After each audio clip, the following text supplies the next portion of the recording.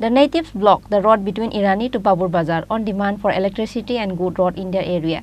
Police of Irani station arrived at the spot immediately after they got the report.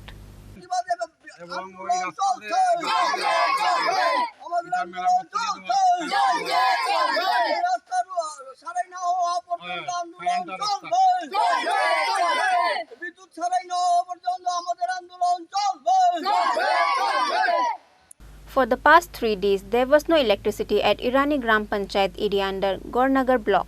After that, they took their complaint to the person who is responsible for the electric service at Sai Computer, but no one took an initiative to solve their problem.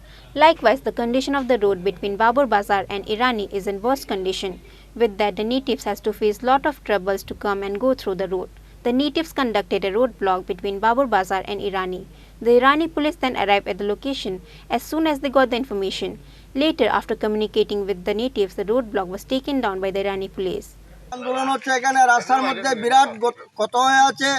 এখানে ইরানি বাবুর বাজার two ইরানি যে রাস্তার মধ্যে বিভিন্ন জায়গায় গর্ত হয়ে আছে এবং ইরানি পিএসের সামনে বিরাট গর্ত হয়ে আছে। এখানে গাড়ি ডুবে যায় এবং 3 দিন ধরে এখানে কারেন্ট নাই।